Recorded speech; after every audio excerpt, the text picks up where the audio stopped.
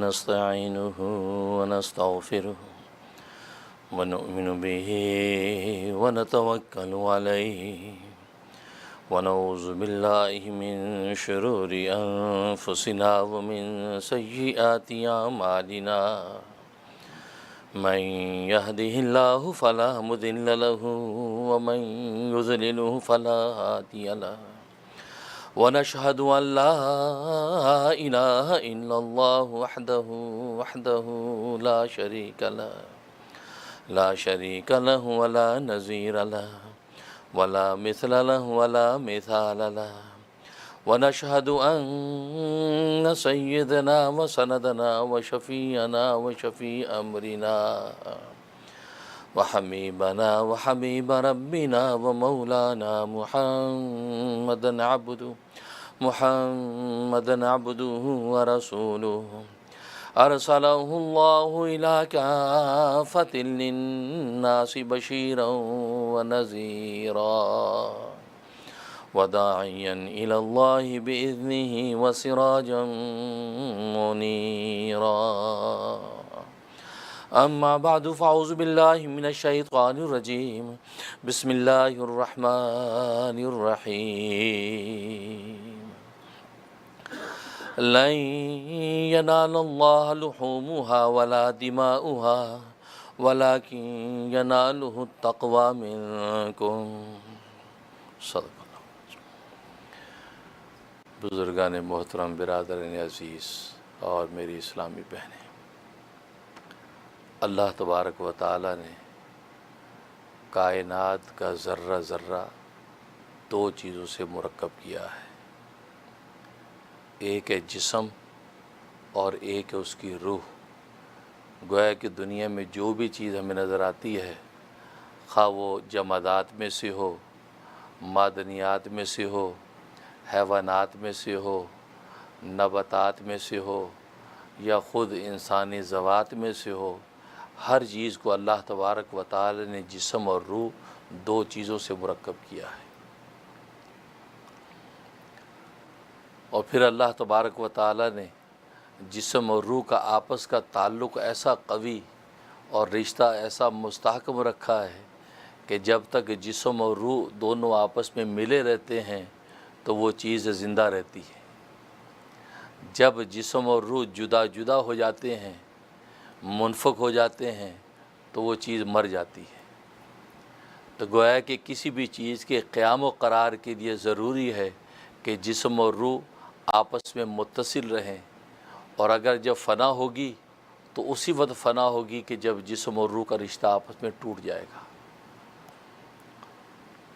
تو اس لیے اللہ تبارک و تعالی نے جسم اور روح کا آپس کا رشتہ ایسا رکھا کہ دونوں آپس میں ملے رہیں تو وہ چیز زندہ اور باقی رہتی ہے. بلکہ یہی نہیں کہ روح تک اگر آپ کسی چیز کا اثر پہنچانا چاہیں تو بھی آپ جسم کے محتاج ہیں، کیونکہ جسم کا وجود روح پر موقوف ہے اور روح جسم پر موقوف ہے. کہ اگر جسم کو اپنے وجود کے اندر قائم و دائم رہنا ہے تو اس کے اندر روح رہنی چاہیے، اور روح کو اگر دنیا کے اندر کوئی قرار و قیام چاہیے تو اس کے لیے جسم کی ضرورت ہے. اگر جسم میں سے روح نکل جائے تو جسم مر جاتا ہے، اب وہ کسی کام کا نہیں ہے، وہ فنا ہو جاتا ہے، منتشر ہو جاتا ہے. اور اگر جسم تباہ و برباد ہو گیا تو روح کے رہنے کی اب کوئی جگہ نہیں ہے. اس لیے کہ یہ دونوں حال اور محل ہیں. جسم محل ہے اور روح اس کے اندر حال ہے، اور ان کا اصول یہ ہے کہ حال اس وقت تک قائم رہتا ہے محل میں جب تک کہ وہ محل صحیح سالم رہے. لہذا جسم اگر صحیح سالم رہے گا تو اس کے اندر حال یعنی روح قائم رہے گی. اگر جسم فنا ہو گیا اب روح اس کے اندر نہیں ٹھہر سکتی. اور پھر جیسا کہ خارجی چیزیں ہمیں نظر آتی ہیں، ان میں سے کسی بھی چیز کا اثر اپنے باطن کے اندر اتارنے کے لیے ضروری ہے کہ جسم کے واسطے سے روح کے اندر جب تک اس کا اثر نہیں پہنچے گا اس وقت تک آپ اس چیز سے لطف اندوز نہیں ہو سکتے. اگر آپ جسم کو روک دیں، جسم کے دروازے کو بند کر لیں اور جسم کے ذریعے سے اس چیز کا اثر باطن کے اندر اترنے نہ دیں تو انسان اس چیز کی خوشبو سے، اس کی بدبو سے یا اس کی لذت سے لطف اندوز نہیں ہو سکتا. مثلا آپ دیکھتے ہیں کہ پورے خوبصورت نظارے عالم میں پھیلے ہوئے ہیں، آنکھوں کی ڈبیا کو اگر آپ بند کر لیں اور آنکھوں کے ذریعے سے اس کا اثر باطن اور روح کے اندر اترنے نہ دیں تو ان خوبصورت نظاروں سے آپ لطف اندوز نہیں ہو سکتے۔ فضا میں بہت خوبصورت خوشبو پھیلی ہوئی ہے، اگر آپ ناک بند کر لیں اور ناک کے راستے سے خوشبو کو باطن کے اندر اور روح کے اندر نہ اترنے دیں تو خوشبو سے آپ لطف اندوز نہیں ہو سکتے۔ اسی طریقے سے خوبصورت نغمے اگر فضا کے اندر پھیلے ہوئے ہیں، آپ کانوں کو بند کر لیں اور کان کے ذریعے سے روح کے اندر اس کا اثر اترنے نہ دیں تو آپ ان آوازوں سے لطف اندوز نہیں ہو سکتے۔ تو گویا کہ دنیا کی کوئی بھی چیز ہمیں نظر آتی ہے، اس دنیا کی اس چیز کی لطف و لذت سے محظوظ ہونے کے لیے ضروری ہے کہ اس جسم کے راستے سے آپ روح کے اندر جب اس کا اثر پہنچے گا اب آپ اس سے لطف اندوز ہوں گے۔ اور یہ اصول صرف تکوینی نہیں ہے بلکہ تشریعی بھی ہے۔ تکوینی کا مطلب ہے کہ اس کائنات کے اندر جو کچھ ہوتا ہمیں نظر آتا ہے یہ تکوینی امور ہیں کہ سورج نکلتا ہے، غروب ہوتا ہے، چاند نظر آتا ہے، غروب ہوتا ہے، چاند سورج ستارے اپنے وقت پہ آتے ہیں، اپنے وقت پہ چلے جاتے ہیں، دریا رواں ہیں، خوشبوئیں پھیلی ہوئی ہیں، آبشاریں چل رہی ہیں۔ گویا کہ کائنات کا یہ پورا کا پورا جو نظام نظر آتا ہے یہ تکوینی نظام ہے۔ اس تکوینی نظام میں اللہ تبارک و تعالی نے اصول کو چالا رکھا ہے کہ ہر چیز کے اندر جسم بھی ہے اور اس کی ایک روح بھی ہے۔ بالکل اسی طریقے سے یہ اصول تشریع بھی ہے۔ ہماری عبادات کے اندر بھی اصول چلتا ہے کہ ہماری ہر عبادت کا ایک جسم بھی ہے اور اس عبادت کی ایک روح بھی ہے۔ چنانچہ آپ اس عبادت کو کہ جسم کو دیکھ کر اندازہ لگا لیتے ہیں کہ یہ کون سی عبادت ہو رہی ہے۔ ایک شخص اگر نماز کے اندر کھڑا ہے تو آپ دیکھ کر اندازہ لگا لیتے ہیں کہ یہ شخص نماز پڑھ رہا ہے، یہ زکوٰۃ نہیں بانٹ رہا، یہ حج نہیں کر رہا، یہ روزہ نہیں رکھ رہا، بلکہ یہ نماز پڑھ رہا ہے، کیونکہ نماز کا ایک ظاہری جسم اور حیت قضائی ہے، قیام ہے، رکوع ہے، سجدہ ہے، تشہد ہے، تسبیحات ہیں، تو یہ ہوتا نظر آتا ہے تو آپ اس کے جسم کو دیکھ کر اندازہ لگا لیتے ہیں کہ یہ شخص نماز میں ہے۔ اسی طریقے سے ایک شخص زکوٰۃ بانٹ رہا ہے تو زکوٰۃ کی خاص حیت قضائی ہے، زکوٰۃ بانٹتے ہوئے آپ دیکھتے ہیں کہ ہاں یہ شخص یار اللہ کے راستے میں پیسے بانٹ رہا ہے، زکوٰۃ بانٹ رہا ہے، صدقات اور خیرات بانٹ رہا ہے، اس کی حیت قضائی دیکھ کر آپ اندازہ لگاتے ہیں۔ آپ یہ نہیں کہتے کہ یہ نماز پڑھ رہا ہے، آپ یہ نہیں کہتے یہ حج کر رہا ہے، بلکہ آپ کہتے ہیں یہ زکوٰۃ بانٹ رہا ہے، کیونکہ اس کی خاص حیت قضائی دیکھ کر آپ اندازہ لگا لیتے ہیں۔ اسی طریقے سے ایک شخص وضو کر رہا ہے، وضو کرنے والے کو دیکھ کر آپ سمجھ جاتے ہیں یہ شخص وضو کر رہا ہے، یہ کھانا نہیں کھا رہا ہے، اس لیے کہ کھانا کھانے والے کی حیت قضائی الگ ہے، وضو کرنے والے کی حیت قضائی الگ ہے، تو گئے اس ظاہری جسم کو دیکھ کر آپ اندازہ لگا لیتے ہیں کہ یہ کیا کر رہا ہے۔ تو اللہ تبارک و تعالیٰ نے تمام عبادات کی ایک ظاہری شکل و صورت رکھی ہے اور ان کی بھی ایک روح پیدا کی ہے۔ جب تک وہ روح اس کے اندر پیدا نہیں ہوگی تو وہ عبادت آپ کی زندہ نہیں ہوگی۔ جیسے کہ میں نے بتایا کہ جسم اور روح جب تک دونوں ہوں گے تو وہ چیز زندہ ہوگی، بالکل اسی طریقے سے عبادت کی روح جب تک نہیں ہوگی اس وقت تک اس کے ظاہری ڈھانچے کی اللہ تبارک و تعالیٰ کیا کوئی قیمت نہیں ہے۔ چنانچہ ایک شخص نماز پڑھتا ہے تو نماز کی ظاہرت حیت قضائی ہمیں نظر آتی ہے، اور اس کی روح کیا ہے؟ نماز کی روح تقرب الی اللہ ہے، اللہ تبارک و تعالیٰ کی قربت حاصل کرنے کی نیت ہے۔ اب نماز پڑھنے والے کے قلب کے اندر تقرب الی اللہ کی نیت بھی ہے اور ظاہری حیت بھی وہ ادا کر رہا ہے۔ اب جسم اور روح دونوں متصل ہیں، اور جسم اور روح جب متصل ہوتے ہیں تو وہ عبادت زندہ ہے۔ اب یہ زندہ عبادت جب اللہ تبارک و تعالیٰ کے پاس جاتی ہے تو اللہ تبارک و تعالیٰ اس کو قبول کر لیتے ہیں۔ اللہ اکبر۔ لیکن اگر مردہ عبادت جاتی ہے، صرف حیت قضائی تو ہے، بظاہر قیام تو ہے، سجدہ تو ہے، رکوع تو ہے، تشہد تو ہے، سلام اور تسبیحات تو ہیں، لیکن اندر جو تھی تقرب الی اللہ کی جو نیت تھی وہ اللہ تبارک و تعالیٰ کا خاص جو دھیان تھا وہ نہیں ہے۔ اب یہ نماز جائے گی، یہ ظاہری جسم لے کر جائے گی، لیکن یہ ظاہری جسم ہے اور ظاہری جسم کو تو صرف خود انسان بھی دنیا میں قبول نہیں کرتا۔ اگر جسم سے روح نکل جائے، بھلے ابا کا وجود ہو، وہ زیادہ دن اپنے گھر میں رکھنے کو تیار نہیں ہے، کہا کہ اس کو اٹھاؤ قبرستان میں دفن کر دو، اماں کو اٹھاؤ قبرستان میں دفن کر دو، بہن کو اٹھاؤ قبرستان میں دفن کر دو۔ اتنے پیارے رشتے سارے کے سارے ہوا ہو گئے، اس لیے کہ اس کے اندر روح نہیں ہے۔ جب دنیا کے اندر انسان بے روح جسم کو خود قبول نہیں کرتا تو اللہ تبارک و تعالیٰ بھی ہماری عبادت بے روح جب جاتی ہے اللہ بھی اس کو قبول نہیں کرتے، اللہ بھی اس کو کباڑ خانے میں پھینک دیتے ہیں، رد کر دیتے ہیں۔ اس لیے حدیث میں آتا ہے کہ بعض نمازیوں کی وہ نمازیں ہیں جب اللہ تبارک و تعالیٰ کے پاس پہنچتی ہیں تو اللہ تبارک و تعالیٰ میلے کپڑے کی طرح لپیٹ کر نمازی کے منہ پہ مار دیتے ہیں، کیونکہ مردہ نمازیں ہیں، ان کے اندر روح نہیں ہے۔ تو معلوم کی قیمت روح کی ہے۔ بظاہر جسم تو ایک واسطہ ہے، اس سے زیادہ اس کی کوئی قیمت نہیں ہے۔ ہم بظاہر آنکھوں سے دیکھتے ہیں، آنکھ نہیں دیکھتی، یہ آنکھ کے اندر جو روح ہے وہ دیکھتی ہے۔ کان سے جب سنتے ہیں، کان نہیں سنتے، کان کے اندر جو روح ہے وہ سنتی ہے۔ زبان بولتی ہے تو زبان نہیں بولتی، زبان میں جو روح ہے وہ بولتی ہے۔ یہی وجہ ہے کہ مر جانے کے بعد آنکھ رہتی ہے لیکن دیکھتی نہیں ہے، زبان رہتی ہے لیکن بولتی نہیں ہے، کان رہتے لیکن سنتے نہیں ہیں، ہاتھ پیر رہتے لیکن چلتے نہیں ہیں۔ معلوم ہوا کہ اصل میں جو روح ہے وہ روح کار فرما ہے، وہ روح آنکھ کی کھڑکی سے روح دیکھتی ہے، کان کے دروازے سے روح سنتی ہے، زبان کے دروازے سے روح بات کرتی ہے۔ گویا کہ انسان کا جسم ایک واسطہ اور محل تو ہے، اس سے زیادہ اس کی کوئی حقیقت نہیں ہے، لیکن اصل میں ساری کار فرمائی روح کرتی ہے۔ انسان کی جسم کے رگ و روغن یہ روح ہے۔ انسان جب زندہ ہے اس کے گال بھی سرخ ہیں، ہونٹ بھی اس کے سرخ ہیں، ہاتھوں میں سرخ ہے، ناخن بھی اس کے سرخ ہیں، بالکل زندہ سلامت نظر آتا ہے۔ لیکن جب روح نکل جاتی ہے سرخی کہاں چلی گئی؟ وہ سرخی بدن کی نہیں تھی، وہ روح کی تھی۔ ہاتھوں میں سرخی بدن کی نہیں تھی، وہ روح کی تھی۔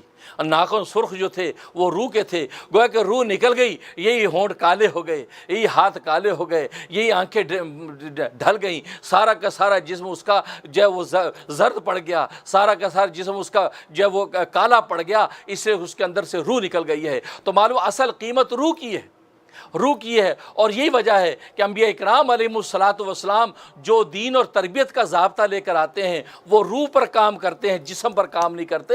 ہاں جسم کو اتنا سنوارنے کا حکم دیتے ہیں تاکہ یہ جسم ایک قائم محل رہے جس کے اندر روح قائم رہ سکے۔ جسم اگر فنا ہو جائے گا تو روح قائم نہیں رہ سکے گی، اسے نبی جسم کو بس اتنا سنوارنے کا حکم دیتے ہیں کہ تمہارا جسم زندہ سلامت رہے تاکہ روح اس کے اندر قائم رہے۔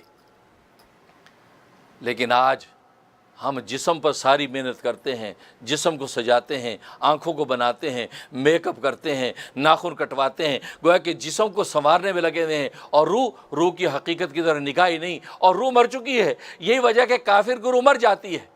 کافر کی روح جب مر جاتی ہے، وہاں ایمان قائم نہیں ہے، تو اللہ تبارک و تعالیٰ قرآن کریم میں ان کافروں کو مردہ فرما رہے ہیں کہ یہ مردہ ہیں، یہ مردہ ہیں۔ حالانکہ بظاہر دیکھتے بھی ہیں، بظاہر چلتے بھی ہیں، بظاہر بولتے بھی ہیں، بظاہر پکڑتے بھی ہیں، بظاہر سوتے جاگتے بھی ہیں، سارے کے سارے اوصاف زندہوں کے ان کے اندر موجود ہیں، لیکن اللہ تبارک و تعالیٰ ان کو مردہ اس لیے کہتے ہیں، ان کے اندر روح یعنی روح ایمانی ان کے اندر باقی نہیں ہے۔ جب ایمان کی روح ان کے اندر نہیں ہے لہذا یہ مملوک اپنے مالک کو پہچانتا نہیں ہے، یہ مرزوق اپنے رازق کو جانتا نہیں ہے، مخلوق اپنے خالق کا پتہ نہیں جانتی ہے، لہذا اللہ تبارک و تعالیٰ اس کا نام مردوں میں لکھ دیتے ہیں۔ تو دیکھیں یہ عبادات گویا کہ عبادات کی ایک ظاہری شکل بھی ہے اور اس کی ایک باطنی روح بھی ہے، اور جب تک اس عبادت کے اندر روح پیدا نہیں ہوگی اس وقت تک وہ عبادت اللہ تبارک و تعالیٰ کے یہاں قبول نہیں ہے۔ چانچہ انہی عبادات میں سے ایک عبادت عید الاضحیٰ کی قربانیاں ہیں۔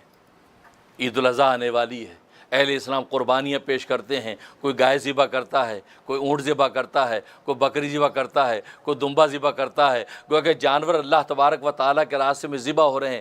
اب اس قربانی کا ایک ظاہری شکل ہے، آپ جانور کو لٹا کر بسم اللہ اللہ اکبر کر کے ذبح کر رہے ہیں، یہ اس قربانی کی عبادت کی ظاہری حیت ہے۔ جب قربانی کے دنوں میں کوئی جانور ذبح کر رہا ہوگا آپ دیکھ کر کہتے ہیں یہ قربانی کر رہا ہے، یہ گائے کی قربانی کر رہا ہے، یہ بکری کی قربانی کر رہا ہے، کیونکہ اس کی ظاہری حیت ہے۔ اب اسی کی ایک باطنی روح ہے، اور اس کی باطنی روح کیا ہے؟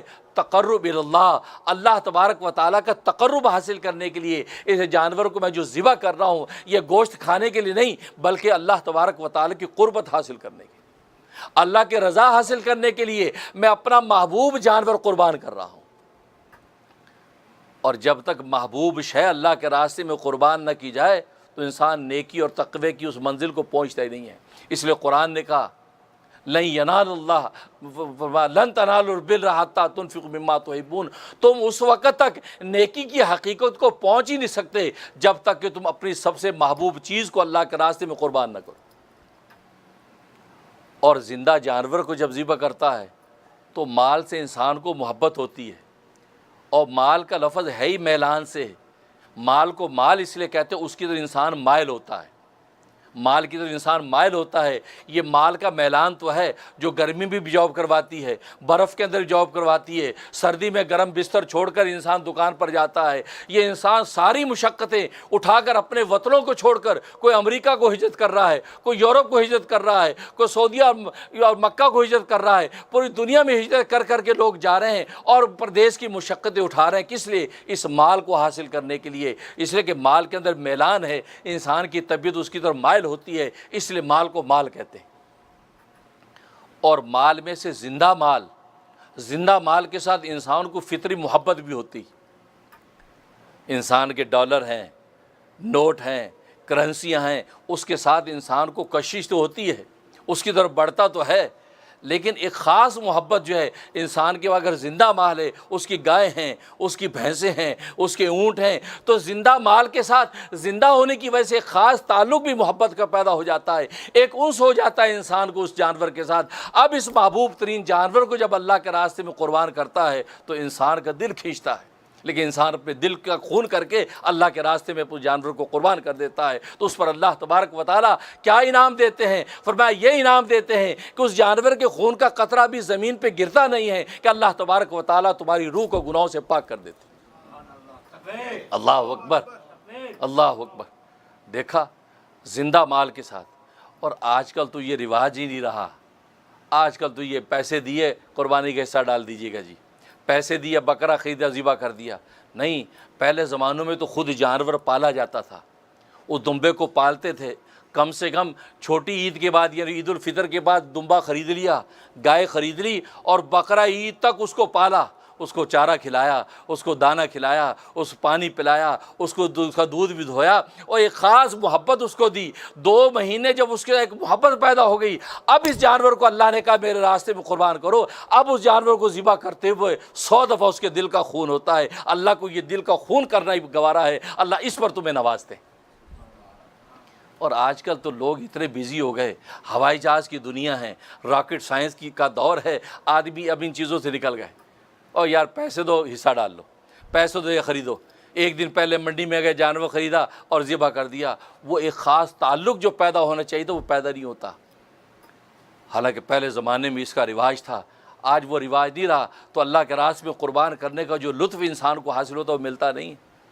ابراہیم خلیل اللہ علیہ الصلوۃ والسلام یہ ایسے ہی نہیں اپنے بیٹے کو ذبح کرنے چل دیے۔ آپ تصور کر سکتے ہیں کہ آپ اس بیٹے کو جس بیٹے کو اتنی منتوں مرادوں کے بعد ملا، ایک روایت میں آتا ہے کہ آپ کی عمر 90 سال تھی جس وقت اللہ تبارک و تعالی نے آپ کو اسماعیل عطا کیا، ایک روایت میں آتے 120 سال آپ کی عمر تھی، آپ کی بیوی کی 80 سال عمر تھی، بڑھاپا آ گیا، مانگتے مانگتے اولاد دے دے، بیٹا دے دے، نسل چل جائے، ذریت چل جائے، اے اللہ عطا کر دے، نہیں ملا نہیں ملا نہیں ملا، یہاں تک کہ 90 سال ہو گئے، بوڑھے ہو گئے اور ہڈیاں بڈھی ہوگی، بال سفید ہو گئے، اب اللہ تبارک و تعالی نے بیٹا عطا کیا۔ آپ سوچ سکتے وہ بیٹا کتنا پیارا ہوگا، اس باپ کے نظر میں کتنا پیارا ہوگا۔ جیسے آج دادا کو اپنے پوتے کے ساتھ کیسا تعلق ہوتا ہے، دادا کو جو محبت اپنے پوتے سے ہوتی ہے، ابا کو وہ محبت اپنے بیٹے سے نہیں ہوتی، کیونکہ بوڑھا ہونے کے بعد انسان میں ایک خاص محبت کی خاص کیفیت پیدا ہو جاتی ہے،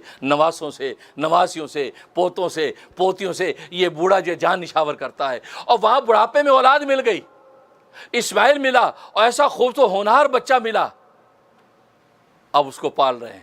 جب وہ 8 سال کا ہوا تقریباً، اب 8-9 سال کا بچہ تو اور پیارا ہو جاتا ہے، وہ تو باتیں بولی بولی باتیں بھی کرنے لگتا ہے، اور اس عمر کا بچہ تو ایک ننا منا مشیر بھی ہوتا ہے۔ ابا کو کہتا پاپا آپ یوں نہیں یوں کر لیں، پاپا آپ یہاں کیوں جا رہے ہیں، پاپا ادھر چلیں۔ وہ 8-9 سال کا بچہ ایڈوائز بھی دیتا ہے، اس کی ننی منی ایڈوائزیں۔ اب آپ سوچ سکتے ہیں کہ ابراہیم کو اسماعیل سے کیسا تعلق پیدا ہو گیا۔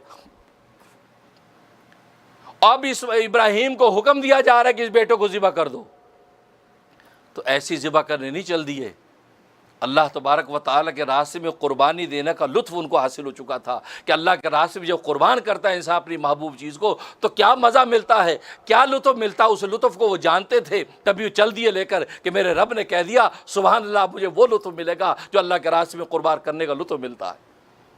اور آج ہمیں اس لطف کا پتہ ہی نہیں ہے، اس لیے کہ ہم نے نہ جانور پالا، اولاد تو بڑی بات ہے، یہ تو اللہ تبارک و تعالیٰ کی عنایت ہے۔ آج قربانی کرنے والا جو جانور کو ذبح کرتا اللہ کے راستے میں، اللہ تبارک و تعالیٰ اس کو اجر و ثواب کس درجے کا دیتے ہیں، اس کو اپنا بیٹا قربان کرنے کا اجر عطا کرتے ہیں، کیونکہ حکم تو بیٹا ذبح کرنے کا دیا گیا تھا اور اللہ نے اس کے بدلے میں فدیہ جنت کا دمبا اتار دیا تھا، لیکن اللہ تبارک و تعالیٰ نے اس کا انعام امت کے لیے رکھ دیا، جو آج جانور کو اللہ کے راستے میں ذبح کرے گا اس کو اجر و ثواب ویسا عطا کریں گے جیسے اس نے سگا بیٹا خدا کے راستے میں قربان کر دیا۔ کتنا بڑا انعام، کتنا بڑا انعام۔ تو ابراہیم ایسے نہیں چل دیے تھے بیٹے کو ذبح کرنے کے لیے، ان کو پتا تھا کہ اللہ کے راستے میں قربانی کا لطف ہوتا کیا ہے، اللہ کے راستے میں قربان ہونے کا مزہ ہوتا کیا ہے، ابراہیم چل دیے۔ اور وہاں بھی دیکھو کیا آزمائش، وہاں وحی نہیں آئی، وحی نہیں آئی کہ ابراہیم بیٹے کو ذبح کر دو، بلکہ خواب آیا۔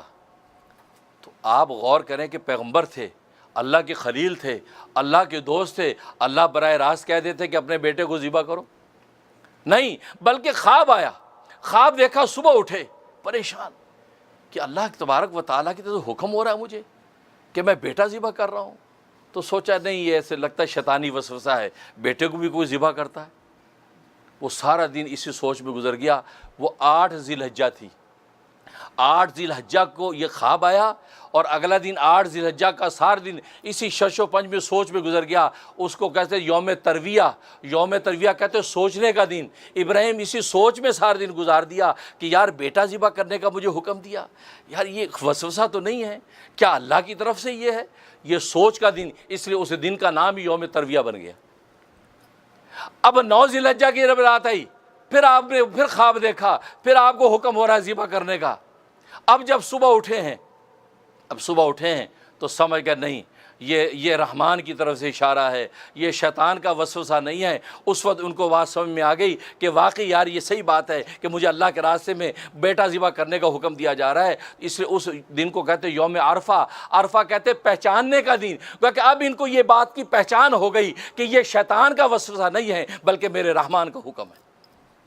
اس لیے 9 ذی الحجہ کو یوم عرفہ کہتے ہیں، پہچان کا دن۔ معرفت حاصل ہوگی اس دن آپ کو کہ نہیں یہ رحمان کو حکم۔ جب حاصل ہو گئی اب 10 ذی الحجہ کو اب تیاری باندھ لی کہ 10 ذی الحجہ کو اب جا کے میں نے ذبح کرنا ہے۔ اب جب یہ تیاری باندھ لی ہے، بیٹے سے کہا کہ بیٹا ایک رسی اور ایک چھری ساتھ لے لے۔ اب یہ سارے انتظامات ہو رہے ہیں، لیکن انہوں نے پلٹ کے اللہ کو یہ نہیں پوچھا جیسے ہمارے ہاں بیماری ریکنفرم کر لو یار کہیں گڑبڑ تو نہیں ہے، ہیلو یہ آپ ہی نے کہا تھا نا، نہیں اللہ نے کہ اس اللہ کے خلیل نے ریکنفرم بھی نہیں کیا، یہ بھی نہیں کہا اللہ میں نے خواب دیکھا، میں نے یہ تعبیر نکالی ہے کہ یہ تیری طرف سے ہے، کہ تیری طرف سے ہے، آپ کنفرم کر دیں میں بیٹا ذبح کرنے جا رہا ہوں۔ اللہ اکبر، سوچنے کی بات ہے، کیا محبت ہے، کیا عشق کا عالم ہے۔ اس لیے کہ اللہ کے راستے میں قربان کرنے کا جو لطف تھا ان کو مل گیا، اور قرآن نے ان کی قربانیاں ذکر کی ہیں، ایک دو نہیں، کس کس موقع پہ اللہ نے ابراہیم کو نہیں آزمایا۔ اللہ اکبر، نمرود کی ہولناک آگ سامنے ہے، اس ہولناک آگ کے اندر پھینکے جا رہے ہیں، اور وہ اللہ کا خلیل اپنے خدا کی طرف متوجہ ہے۔ جبریل فرشتہ آتا ہے، اے اللہ کے خلیل آپ مجھے اجازت دیجئے، میں اس آگ کو اس نمرود پر ہی پلٹ دیتا ہوں، انہی کو سب کو جلا کے خاک کر دیتا ہوں، آپ مجھے اجازت دیجئے۔ کہا کہ کون ہو تم؟ کہا میں جبریل فرشتہ ہوں۔ کہاں سے آئے ہو؟ کہ میں تیرے اللہ کے پاس سے ہوں۔ کہا کہ اللہ کو میری حالت کی خبر ہے؟ ہاں خبر ہے۔ کہتے جب دوست کو دوست کی خبر ہے پر دوست جانے دوست جانے، تو بیچ میں سے ہٹ۔ اللہ اکبر، جب میرے دوست کو میری حالت کی خبر ہے اور پھر بھی وہ کچھ نہیں کر رہا اور وہ تماشا دیکھ رہا ہے، اس کا مطلب ہے اس کو میرے اس تماشے سے لطف آ رہا ہے، میں اس کو یہ لطف دینے میں مجھے لطف آ رہا ہے، مجھے پرواہ نہیں، آپ جائیے۔ بھائی اتنا کہنا تھا، اللہ تبارک و تعالی اتنا ہی آزمانا تھا۔ اللہ ظالم نہیں ہے، اللہ بس تھوڑی سی آزماتے ہیں کہ بندہ ہے کیسا، راستہ کون سا اختیار کرتا ہے۔ بھائی اتنا کہنا تھا، اللہ تبارک و تعالی حکم نازل کر دیا، قلنا یا نار کونی بردوں و سلاما علی ابراہیم، اے آگ خبردار میرے محبوب کے اوپر ٹھنڈی ہو جا، اور ٹھنڈی ایسی نہ ہو جانا کہ ٹھنڈک سے ہلاک ہو جائے، بلکہ ٹھنڈک بھی سلامتی والی ٹھنڈک۔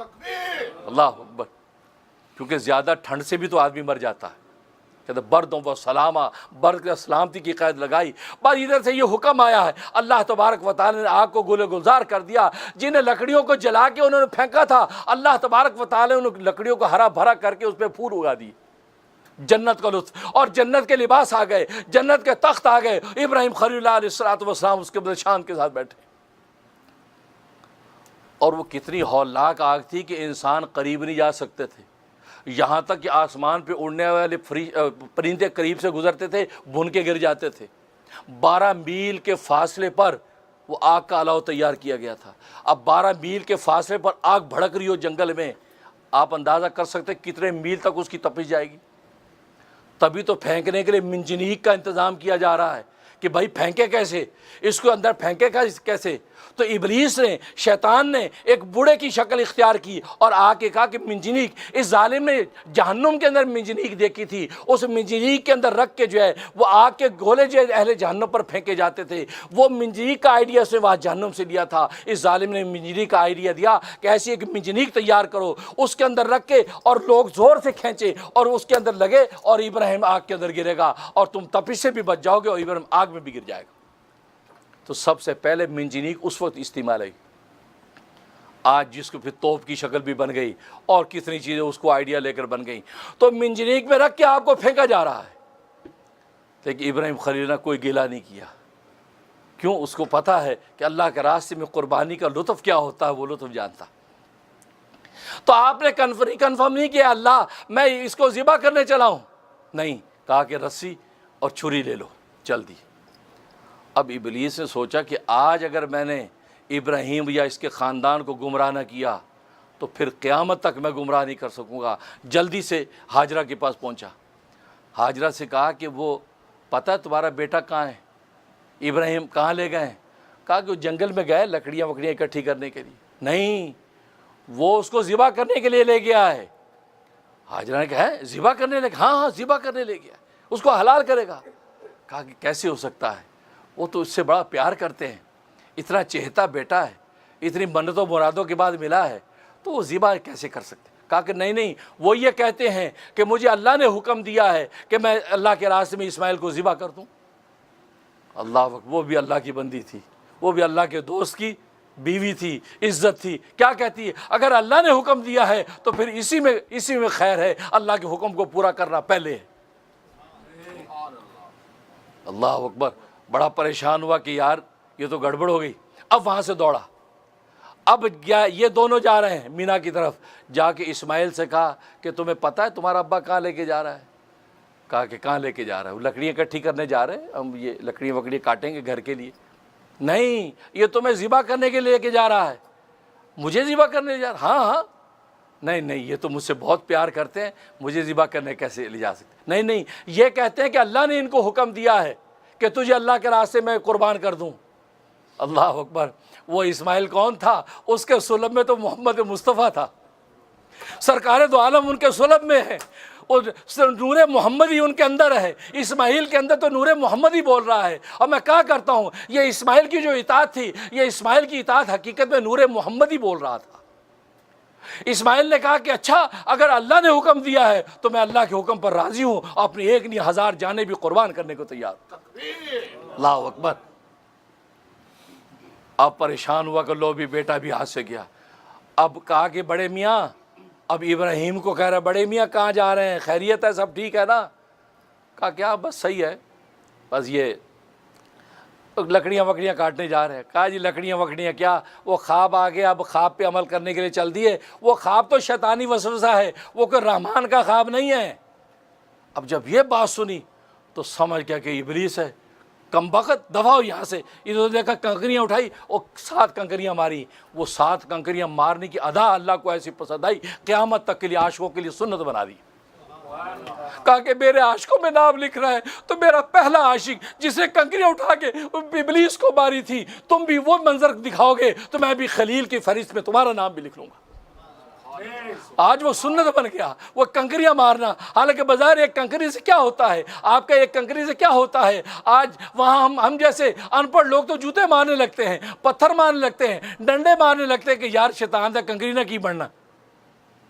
نہیں، وہ کنکری نہیں، وہ تو گولی ہے، گولی، وہ تو گولی ہے۔ وہ جب اس کو لگتی ہے، اللہ اکبر، حدیث میں آتا ہے وہ 70 ہاتھ زمین کے اندر گڑ جاتا ہے، اپنے جسم میں خاک ڈالتا ہوا ذلیل و خوار ہو کر 70 ہاتھ زمین نیچے چلا جاتا ہے، پھر اوپر آتا ہے، پھر کنکریاں پڑتی ہے، پھر 70 ہاتھ، اور آپ دیکھتے ہیں 70 لاکھ آدمی اس کے اوپر کنکریاں مار رہا ہے۔ کہا کہ ابلیس کے لیے سب سے زیادہ ذلت کا دن ہوتا ہے۔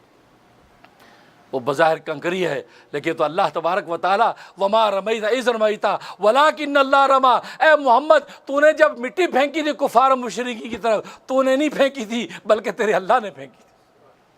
تجھے تو کہہ دیا مٹی اٹھا کے پھینکنا تیرا کام ہے، ان کی آنکھوں کو اندھا کرنا میرا کام ہے۔ وہی ہوا، محمد نے مٹی اٹھا کے پھینکی، سارے قبیلے کے لوگ اندھے ہو گئے، آنکھیں مل رہے ہیں، اور محمد مصطفیٰ سلامتی سے وہاں سے نکل گئے۔ اس سے قرآن نے کہا اے محمد تو نے جب اس کو مٹی پھینکی تھی کافروں پہ، تو نے نہیں پھینکی، میں نے پھینکی تھی، ہاتھ تیرا تھا، کام میرا تھا، ہاتھ تیرا کر میرا تھا۔ بات وہی تو، یہ کنکری جب پڑتی ہے، یہ کنکری ایک گولی ہوتی ہے جب ابلیس کو لگتی ہے، اور تمہارا نام اللہ کے عاشقوں میں لکھ دیا جاتا ہے۔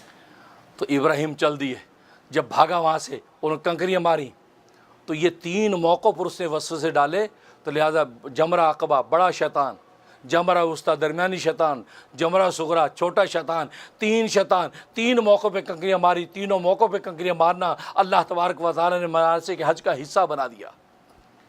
اور اس کے بعد اس مینا کی جگہ، ایک روایت میں آتا ہے جس جگہ پر آج قربانیاں کی جاتی ہیں اسی جگہ پر ابراہیم علیہ السلام کو لے گئے، تو اسماعیل علیہ السلام کو لے گئے ذبح کے لیے۔ تو اسماعیل کیا کہتے ہیں، ابا جان آپ ایسا کریں، میرے ہاتھ اچھی طرح باندھ دیجئے، اور میں اپنے آنکھوں پہ پٹی باندھ لیجئے، میری بھی آنکھوں پہ پٹی باندھ دیجئے، اور مجھے الٹا میرا ماتھا زمین کی طرف کیجئے، اس لیے کہ اگر سامنے چہرہ ہوگا اور آپ مجھے ذبح جب کریں گے، میرا معصوم چہرہ آپ دیکھیں گے، میں چھری کو دیکھوں گا، میں کہیں بے قرار بے تاب ہو کر خدا کے حکم سے نہ چوک جاؤں، اور آپ میرے چہرے کی محبت دیکھ کر اللہ کا حکم پورا نہ کر پائیں، لہذا آپ میرا چہرہ الٹا کر کے اور آنکھوں پہ پٹی باندھ کے بسم اللہ اللہ اکبر کر کے مجھے ذبح کر دیجیے گا، اور میں اللہ کے نام پہ قربان ہو جاؤں۔ ابراہیم نے جب یہ بات سنی تو خوشی سے پھولے نہ سمائے کہ سبحان اللہ، میرا بیٹا میرے اللہ کے حکم کو پورا کرنے کے لیے میرا کیسا ساتھ دے رہا، سبحان اللہ۔ اب ساری تیاری ہو گئی، ذبح کے لیے چھری چلا رہا ہے، چھری نہیں چل رہی، بار بار تیز کر کے چلا رہے، چل نہیں رہی، زور لگا رہے، چلے گی کیسے؟ اس لیے کہ آسمانوں سے فیصلہ ہو گیا، چھری اگر تو نے بال بیکا کیا تو پھر دیکھنا ہم بھی تمہارے رب ہیں۔ ایک روایت میں آتا ہے کہ ایک تانبے کی باریک جو وہ ایک پتری وہاں پر اللہ نے گلے پہ رکھ دی، وہ تانبے کی پتری کے اوپر چھری چل رہی ہے، اندر چھری چلی نہیں رہی۔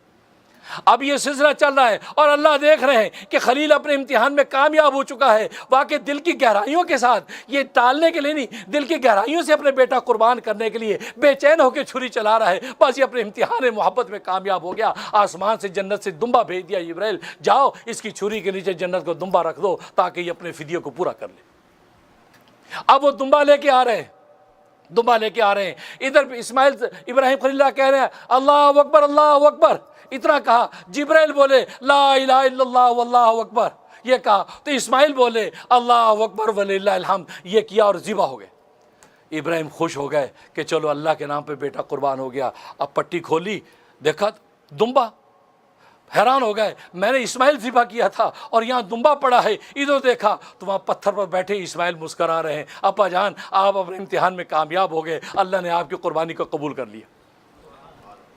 اور وہ الفاظ اللہ کو ایسے پسند آئے، ابراہیم اللہ کا خلیل، اللہ کا یہ سید الملائکہ، اور اسماعیل ذبیح اللہ نے یہ الفاظ جو کہے تھے اس کو تسبیحات تشریق بنا دیا، اللہ اکبر لا الہ الا اللہ واللہ اکبر اللہ اکبر وللہ الحمد۔ چنانچہ 9 ذی الحجہ کی فجر سے لے کر 13 ذی الحجہ کی عصر تک اس کو سنت بنا دیا، بلکہ واجب کر دیا۔ ہر فرض نماز کے بعد نمازی سلام پھیرتے ہی بلند آواز سے ایک مرتبہ کہے گا اللہ اکبر لا الہ الا اللہ واللہ اکبر اللہ اکبر وللہ الحمد، اور 3 مرتبہ بلند آواز سے کہنا سنت اور 1 مرتبہ کہنا واجب.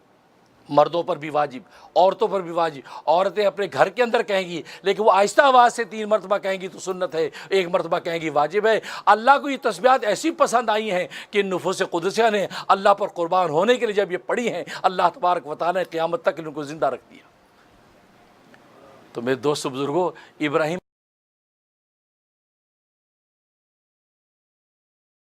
ایسے نہیں قربان کرنے چلے اس لیے کہ ان کو قربانی کا لطف جانتے تھے. آج ہم کیا جانے, اب پیسے دے کے فارغ ہو جائے, یار میرے 2 حصے کر دینا, میرے 4 حصے کر دینا, کوئی بات نہیں. آج کی تیز رفتار دنیا میں اتنا بھی بہت ہے کہ انسان $200 نکال کے اللہ کے راستے میں دے دے, $100 نکال کے اللہ کے راستے میں دے دے کہ یار جانور ذبح کر دینا. اللہ تبارک و تعالیٰ ہم کو کمزوروں کی قربانی بھی قبول کر لیتے. اور حدیث میں آتا ہے کہ جانور کے ہر بال کے بدلے میں اللہ تبارک و تعالیٰ 1 گناہ معاف کرتے ہیں, 1 نیکی عطا کرتے ہیں اور 1 درجہ بلند کر دیتے ہیں. صحابہ نے کہا کہ اچھا اتنی نیکی, کہ فرمایا صوف, کہ وہ جانور جن کے اوپر اون ہوتی ہے, صوف ہوتا ہے, اون والوں پر بال نہیں ہوتے اور صوف تو بہت زیادہ ہے, تو کیا خیال ہے اس کے اندر, کیا اس 1 لٹ جو صوف کی 1 نیکی ملے گی؟ کہا نہیں, اس 1 لٹ کے اندر جتنے ریشے ہوں گے اس صوف کے, ہر ریشے کے بدلے میں اللہ تبارک و تعالیٰ عطا کریں گے. لہذا آپ جانتے ہیں کہ ہمارے ملکوں میں عام طور پہ ایک وقت تھا, اب تو کم ہو گیا ہے, عام طور پہ وقت تھا دمبے ذبح کیے جاتے تھے, چکی والے دمبے, کیونکہ اس پہ اون زیادہ ہوتی ہے. تو ہمارے نیک لوگوں نے یہ طے کر رکھا تھا زیادہ سے زیادہ نیکیاں مل جائیں یا چکی والا دمبا ذبح کرو. اور آج بیماری ہوگی جی یہ نہیں چربی ہوتی, جی چربی سے ڈاکٹر نے منع کیا ہے, لہذا بکرا لائیں گے, ہم گوشت کھائیں یار چربی نہ ہو. ہم چربی کے چکر میں رہتے ہیں کیونکہ ذبح کھانے کے لیے کرتے ہیں. وہاں ہمارے پرانے بوڑھے بزرگ کہتے نہیں بیٹا دمبا لے کے آنا, اس کی چکی ہوگی, چکی پر بھی اون ہوگی, جسم پر بھی اون ہوگی, اور ریشے کے بدلے میں نیکی عطا کریں گے. ہم تو اللہ کا قرب لینے کے لیے قربان نہیں کر رہے, کھانے کے لیے نہیں کر رہے. وہ چربی ہو یا نہ ہو, ہمیں تو دمبا چاہیے. اور آج مزاج بدل گئے, آج گائے لے لی, بکرا لے لیا کہ یار ہم ذرا اس کو یہ کہتے ہنٹر بیف بنا کے بھی کھائیں گے, یار 4-6 مہینے تک گوشت کھائیں گے, جیسے نیتوں کی بھی ویسی مراد. اس لیے اللہ نے کہا لن ینال اللہ لحومها ولا دماؤها, تمہارے قربانیوں کے گوشت اور تمہاری قربانیوں کا خون اللہ کے پاس نہیں پہنچتا, جو ظاہری شکل ہے وہ نہیں پہنچتی. ولکن ینال التقوی منکم, تقوی تمہارے دل کا تقوی پہنچتا ہے. تم اللہ کی قربت کے لیے جب اس قربانی کو کرتے ہو, اللہ تبارک و تعالی اس قربت کی نیت پر تمہیں عطا کرتے ہیں. اسے میرے دوست بزرگوں, قربانیوں کا وقت آ رہا ہے. دل و جان سے دل کھول کے قربانیاں کرو, دل کھول کے قربانی کرو. اس لیے کہ ان 3 دنوں کے اندر جو غیب کے نظام میں نزول رحمت ہوتا ہے, آپ اس کا تصور نہیں کر سکتے. ایسا نزول رحمت ہوتا ہے, ایسا نزول رحمت ہوتا ہے, اس قدر ملائکہ اللہ تبارک و تعالیٰ کی عافیت رحمت لے کے اہل ایمان پر اترتے ہیں کہ بڑے بڑے جادوگروں کا بیان ہے کہ ہم ہر موسم میں جادو کر سکتے ہیں, لیکن یہ 3 دن قربانی کے یہ مسلمانوں کے ایسے دن ہوتے ہیں, ہم حیران ہوتے ہیں کہ ہمارے جادو فیل ہو جاتے ہیں, ہمارے جادو کٹ جاتے ہیں. ہم جتنے بھی زور لگا لیں, ان 3 دنوں میں اللہ تبارک و تعالیٰ کے سامنے جادو کی کوئی پس و پے نہیں چلتی, کیونکہ اس کو تو نظام غیب بھی بدل جاتا ہے. یہ معمولی دن نہیں ہے. اس لیے بخاری کی حدیث ہے, فرمایا ان 3 دنوں میں سب سے اعلیٰ ترین افضل ترین عمل کیا ہے؟ فرمایا یہ عمل ہے کہ تم جانوروں کو اللہ کے راستے میں ذبح کرو. یہ خون بہانا اللہ تبارک و تعالیٰ کو سب سے زیادہ پسند ہے, اور خون کا قطرہ زمین پہ گرتا نہیں ہے کہ اللہ تبارک و تعالیٰ اس کو قبول کر لیتے. اسے دل کھول کے قربانی کرو. لوگ مسئلے پوچھتے ہیں جی مجھ پہ اتنا قرضہ ہے, اجی حضرت فلاں مسئلہ, جی میں قربانی مجھ پہ آتی ہے. چھوڑو یار, شادیاں کرتے وقت تو پوچھتے نہیں کہ قرضہ اتنا ہے, بلکہ اور قرضہ لیتے ہو, اور قرضہ لیتے ہو. بیٹے کی شادی یار معاشرے میں ناک بھی دکھانی ہے بھائی, $3-4 لاکھ خرچ کریں گے, مزہ تب آئے گا. دبئی سے شاپنگ ہوگی, کراچی سے طارق روڈ سے شاپنگ ہوگی, تبھی شادی ہوگی. اللہ اکبر. اور یہاں اللہ کے راستے میں یہاں مسئلے پوچھتے پھرتے رہتے ہیں, اجی مجھ پہ واجب ہے. اچھا صرف مجھ پہ واجب ہے نا, بیوی تو غریب ہے بیچاری, اس پہ بھی واجب ہے. چلو میں 1 بکرا کر دیتا ہوں, 1 حصہ دے. اب بھائی اللہ کے بندو, اللہ کے بندو, میں نے پہلے بھی کہا تھا اللہ تبارک و تعالیٰ تحدیث نعمت کے طور پہ کہتا ہوں, اللہ نے مجھے یہ توفیق دے رکھی, میں تو اپنے پوتے نواسوں کی بھی قربانیاں کرتا ہوں. یعنی اپنے اولادوں کے چھوٹے معصوم بچے تو اس وقت سے ہر ایک حصہ, یہاں تک امام حسین کے لیے، حسن کے لیے، علی کے لیے، ابو بکر کے لیے، امام بخاری کے لیے، ابو حنیفہ کے لیے، امام شافعی کے لیے، کون کون سے، خواجہ معین الدین چشتی کے لیے، قطب بختیار کاکی کے لیے، پوری لسٹ میرے پاس الحمدللہ ہے۔ ہر سال میں نے طے کر رکھا ہے 5 8 اولیاء اللہ کے لیے، الحمدللہ اللہ مجھے توفیق دے۔ ہر مرتبہ ہر سال میری 3 4 5 گائے تو میں اکیلا کرتا ہوں، ہر ایک کا حصہ، پھر ان کی مجھے دعائیں ملتی ہیں، ان کے توجہات ملتی ہے، اور اللہ نے ہر سال اسی قابل رکھا۔ بھائی تم تو ساری زندگی کماتے پیسے ہو بھائی، ہم تو ساری زندگی کیا کرتے ہیں، ہم تو ساری زندگی دین کے کاموں میں لگے ہوئے، لیکن اللہ نے تم لوگوں کو تو عطا کیا ہے۔ دل چھوٹا نہ کرو، اللہ کے راستے میں قربانی کر کے تو دیکھو، پوتوں نواسوں کی قربانی بھی کرو گے ان کے نام کی، دیکھنا پوتے نواسوں کی زندگیوں میں کیسی خیر اترے گی۔ یہ صرف ترغیب کے لیے کہہ رہا ہوں، یہ فخر کی بات نہیں ہے، اللہ تبارک و تعالیٰ کی عنایت ہے۔ تو اس لیے اگر وہ موقع ہے ضرور کو قرضہ لے کر قربانی کر دو، اس قربانی کی برکت سے اللہ تبارک و تعالیٰ تمہارے قرضے اتار دیں گے۔ اللہ سے دعا ہے کہ اللہ تبارک و تعالیٰ عمل کرنے کی توفیق عطا فرمائے۔ وآخر دعوانا ان الحمد للہ رب العالمین۔